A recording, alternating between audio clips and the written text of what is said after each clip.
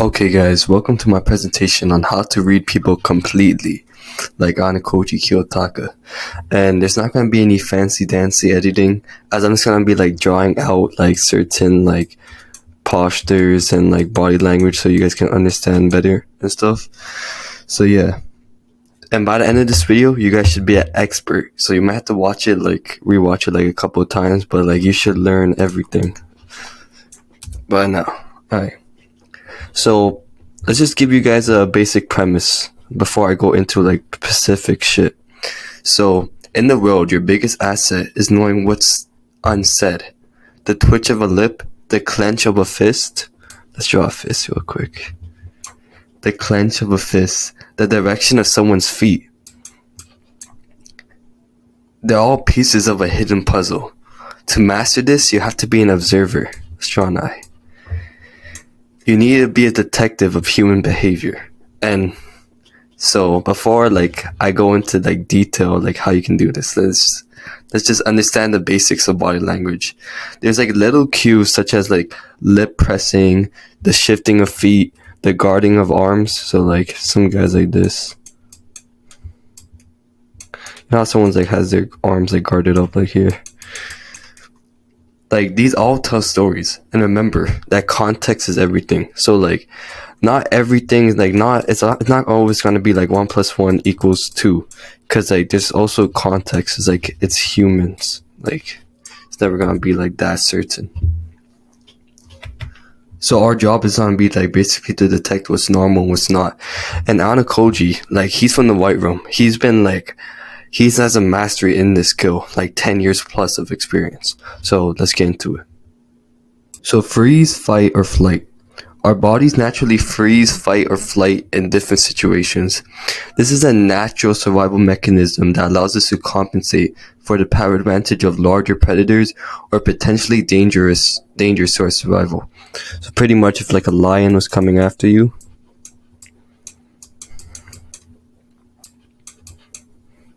I don't know why it had arms, and you'd probably start to flight. It's just like a natural response to different situations. And this is practically driven from our limbic side of our brain, which helps us process information and react. So let's look at the 3 different scenarios in like particular. So freeze. We freeze if we feel threatened or exposed by physical, visual, or oral threats. So usually if like someone's calling you like, so like this probably depends on the person, but if this guy says, "You suck," whatever he said, "You suck," you might just freeze and start trembling. Like this might not go for all of you, like see, starts trembling, but like most of you probably. Flight. This manifests in distancing yourself, turning your body, closing your eyes, rubbing your eyes, putting your hand on your face, or turning your feet away. So like this can also be like used in like normal situations. Like say like you're out like at a bar, right? And like pretty much you're like, let me draw this scenario. And you have like a drink. And pretty much like you're sitting over here. Holy shit. Okay. So you're sitting here, you're chilling. And then some girl sitting here. Right? And then some guy comes and he's like, blah, blah, blah, blah, blah, blah. Right? And then she's probably going to have one of these reactions. He's like, oh shit, freeze? Am I going to beat the shit out of him? Or am I going to flight? Like she might just be flighting, but like she's not gonna be running away. But she might just like turn her body away. She might close her eyes. She might like start rubbing her eyes. She might start like maybe he's talking like right here and his feet is turned towards her, but her feet is turned away here. And you're just looking at this shit. You're like, oh shit, yo, man, Ayanokoji. So there's just like shit like that. Let's talk about fight now. So fight. Verbal arguments or physical encounters. You'll start puffing out your chest and eyes. So like say you're just walking around and you're in school, right? Let's draw some lockers. Okay. So say like the other day See, like, these are lockers. See, like, the other day, you're, like, talking shit about some guy. And the guy's like, and you don't know that's you right there. And then there's a guy, and you're talking shit about him the other day, but, like, you don't want to fight, but you don't know whether or not he wants to fight or not. If he's puffing out his chest and eyes, like, you pretty much should know, like, oh shit, yo, I watch your EG's video, this guy's on a fight, let me just throw the first right hook and win. So, like, these are different things that you can actually just recognize straight away, and it can give you an edge. So let's go to the next part. Alright, so the next thing we're going to be talking about is pacifying behaviors. So this is basically how we're going to recognize if people are stressed, they're anxious, or whatever. So we basically use pacifying behaviors subconsciously and to calm ourselves down. So things such as like chewing gum. You might just be chewing gum all the time, like chewing it loudly to calm yourself down. Usually it's like around like touching your neck or like touching your beard. Straw beard. Like, these are the type of behaviors you can kind of recognize on people and see, like, they're probably doing this to calm themselves down. A few behaviors that indicate stress are like whistling, talking to yourself, or like trying to calm yourself down, or excessive yawning. Leg clenching, so pretty much like tapping your leg a bunch of times, like while you're just sitting down on a chair, or like tightening your legs, stuff. And then sliding your hand down your knee, like basically trying to like massage yourself to calm yourself down. Like, you can just like, so imagine this guy just like in a room and you're like over here. You can be like an Ayanokoji type guy. You're like, yo, this guy's probably feeling a little bit stressed or some shit. So, let's talk about specific genders now. Let me just delete this shit first. Alright, so males will often put a finger between their shirt, collar, and neck, providing ventilation, or cross their arms and rub against shoulders as a pacifying behavior. So pretty much, like, if men are stressed, they're pretty much going to do this. Like, they'll probably like have a shirt on and like quickly just like puff out like their shirt to like bring some air, or just cross their arms and shoulders to like, so people don't talk to them. So if you notice someone using a pacifying behavior that deviates from their baseline, you can just ask them like what caused them. Like, you can ask them like see, this guy like might be stressed, might be like crossing his shoulders, like puffing out like his shirt. Like, you want to look at his facial like expression as well. We want to just go up to him, but like, yo, like, are you doing okay? And like, maybe you will just help him out, and then I'll leave him like to be indebted to you. And then you can just know, okay, this person is a stressful state. Maybe I don't want to be associated with him. Then you got to look at their feet and legs. The feet and legs indicate all kinds of things about how we're feeling. Like, for example, when we're excited, we often have happy feet. So when you don't want to see or be around someone, we'll often like just shift our feet away. So pretty much, so there's two different types. There's happy feet, like some guys just walking around, just like la la la la la, and like just bouncing with his feet. You can tell like, oh, yo, that guy's probably pretty happy. But there's also another thing, just the opposite. It's just facing away from the person. So for example, if you just look, let me just draw.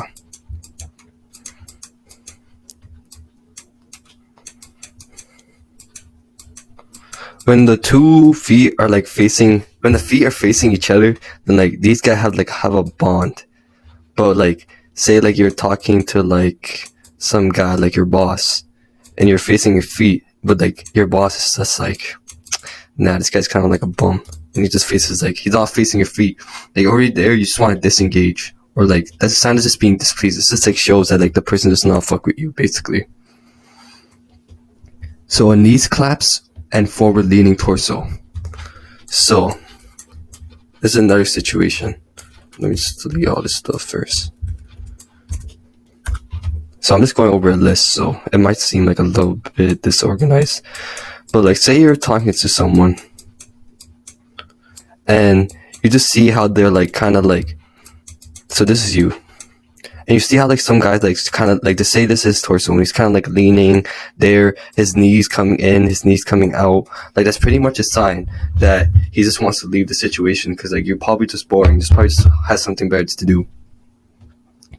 Now let's talk about crossing your legs. We often cross our legs when we're confident and comfortable to sit with someone or a situation. So pretty much like, say you just got in trouble, or like, say you're about to fight some guy, right? And he's sitting down in the chair. Oh my god, this platform is so bad. And he's just like sitting there with his legs crossed.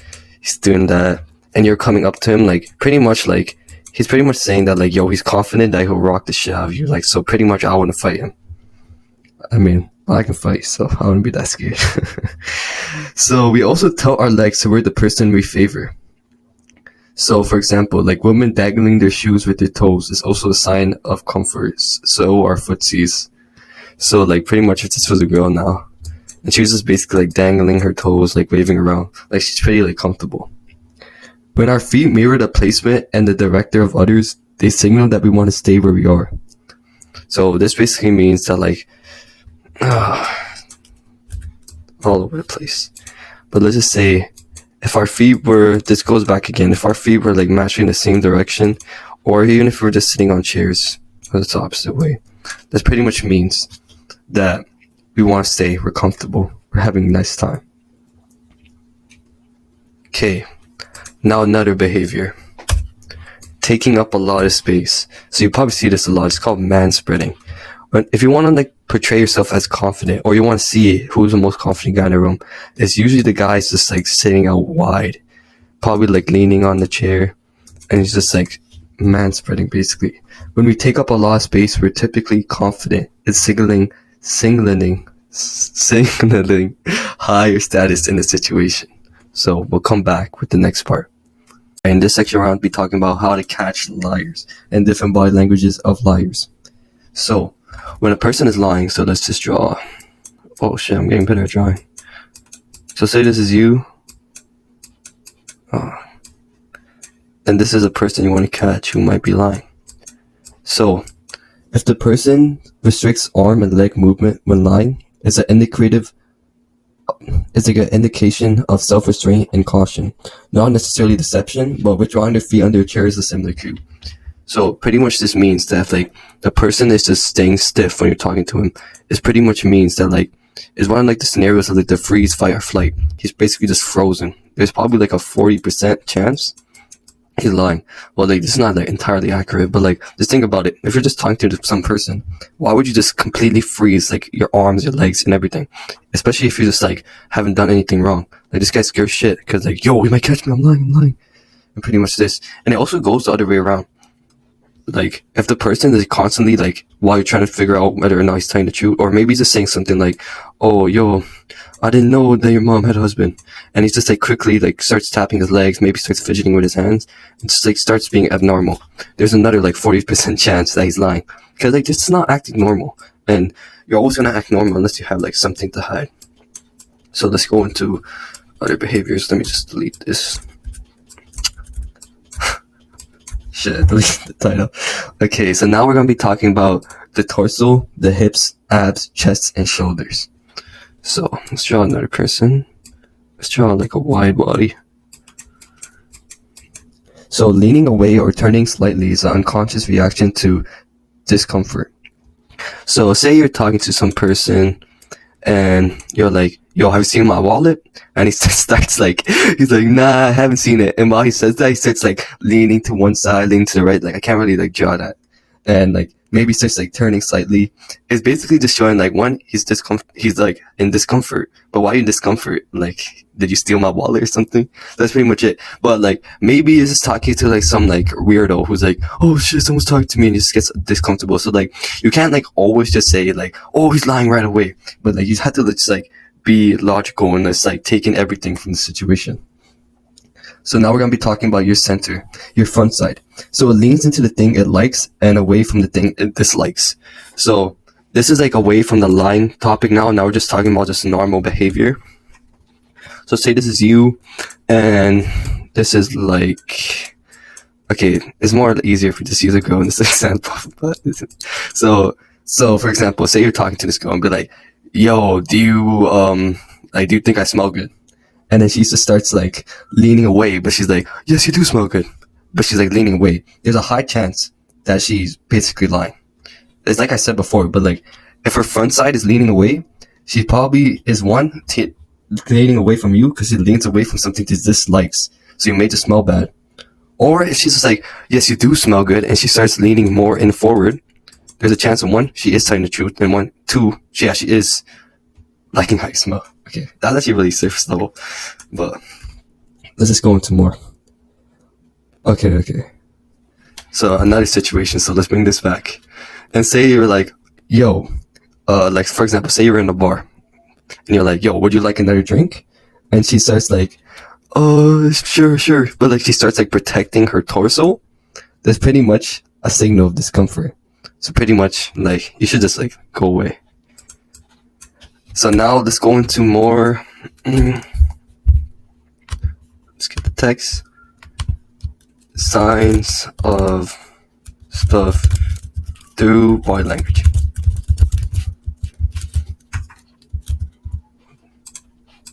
Not even let me fix this. Okay, so now let's talk about. So say you're in a situation that you're gonna go apply to like a restaurant. Like I'm pretty much just making this up at the top of my head. So say you're about to go apply in a restaurant, but like you could see through the window. Like, but you don't really know anything. You're just going to apply. You don't know who to apply to. So you see a guy here, and then you see a guy like kind of just like slightly bowing. Like you see, like he kind of looks like a dinosaur, but let's just imagine he's just slightly bowing. Bowing slightly is a sign of deference and humility. So often cultural and for elderly. So basically, this guy could probably be older, the owner of the store, and pretty much the guy you want to respect. And pretty much he's probably like the sign of authority there. Like for example, you see what I did there?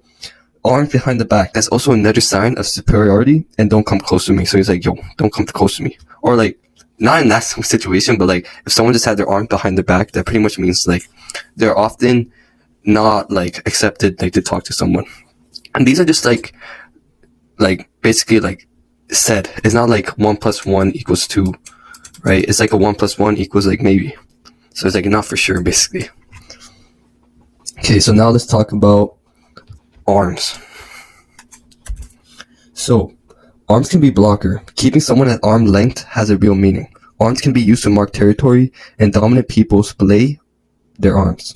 So, for example, like this is like off the top of my head, but if you've seen like Andrew Tate, and he's like in the podcast, so let's draw him. That's him. Let's draw him some shades. Okay, and he's like just sitting on the table, and like this is like the guy who's on the podcast. Holy smokes. Okay, there you go. So like if you ever notice him, like, and like if you actually watch like the video of the podcast, like he's usually always playing his arms, just moving it around there, like picking up the coffee, putting it down. When he talks, he just like moves his arm around like a lot. That's basically a sign to mark his territory and be dominant. So like pretty much it just signifies like him being dominant. And it's pretty much also used by public speakers. When they walk around, they start like displaying their arms. So if you want to be more dominant and you want to start marking your territory, display your arms around more. Or if you just want to just observe these things, you can just see the character of most of these people. If you're in your classroom, you see someone just moving his arm around, touching that desk, you can see he's dominant and marking his territory. I mean, they're not doing this like on purpose to like because they watch this video, but they're just doing it subconsciously. And now we're going to be talking about another thing. So just arms in general. So let's draw this. So how does the arm look like? Okay, so this is like the shoulder. This is like the bicep. This is like the tricep. This is like the fist. Okay, this is a big arm. But now let's talk about the belt is often shown on arms or muscles or tattoos or smooth. So where's tan elbows? So you can observe the arms to learn about people. So pretty much like I'm just going through this FBI agent's notes about this like body language and just like saying it randomly. But this is another thing he says. But pretty much you can figure out a lot about people just by looking at their arms. Like as you guys are watching this video, you guys want to observe people, find out like what they're about, and etc. etc. If you just look at their arms and see like one, if they have tattoos, that's like obviously a sign that like they're a risk taker. Maybe be in a gang, maybe in the jail, maybe in the army, etc. If he has big arms, you can see that's a sign of discipline. If he has small arms, he's probably a nerd. He probably doesn't work out, etc. etc. So just like I said again, it's a sign of wealth. So now we're gonna be talking about the last thing. Like we went over everything. We even talk about like feet positions and stuff. But last thing are just hands and fingers. So how the fuck? Okay. So now we're gonna just delete this. So we communicate ideas and emotions with our hands. So good speakers, they use their hands to enthrall an audience, and hiding hands is a suspicious activity. So basically, like if you ever seen a president do a speech like Obama, like I said in like my previous videos, you should watch Obama do his speeches because he's a pretty good speaker. Like Obama will always show his hands. Because that just gives like the sign of like the audience, like somewhere in the audience, be like, oh yo, he's not holding a gun. Like people won't be thinking that, but people won't be thinking that, but they'll feel like reassured, like subconsciously. If you see his hands, like, oh yo, his hands are like wide open, they're open. It just makes them look really trustworthy. So say if you're like trying to read someone and like you just never see their hands, like that seems like a really suspicious dude. And even goes vice versa. If you're trying to be like more like friendly, just always show your hands, move your hands around. Okay, decreases it. Okay, now we're talking about this. So another thing the FBI agent said, don't finger point. No one likes it, and it distracts attention from your image. So let's just say Obama was just pointed at this guy. Like everyone in the audience will just like get distracted. They'll probably just look and like, yo, who's this guy? Why are they pointing at him? So that's just like, you shouldn't do that. And now we're just gonna be talking, now let's just go back. So that section is done. And now lastly, like we're almost done. Now we're just gonna talk about like certain things. Like I feel like this is a little bit like surface level, but like say you're just like in class, you're trying to be like Ayanokoji, you're like sitting by like the window seat, you're just looking, and then you see over here, you see some guy. Oh my days. Okay, and you see him, he's just like biting his fingers and his nails. It's a signal of nervousness or insecurity. And then now we're just gonna be talking about, okay, this is like the final thing now. So like if you've ever seen like men or like even women, yeah, why didn't women not? Okay, so you know how like you put your hands in your pockets? There's two different signs. So one, if your hands are in your pockets but your thumb is up and you're showing it, it's a good sign. It makes you more trustworthy. I don't know why, this is what the FBI agent said. And then but the thumb's in the pocket is basically saying that you're unsure of yourself. It signifies low status or confidence, typically with men. So like I wouldn't really know what to tell you because of that. Like that sounds like kind of weird and really specific, but if your hands are completely in your pockets, then it kind of shows low status. So have one thumb out and up. And then gentle framing, thumbs near zipper or to pull pants up or just hang.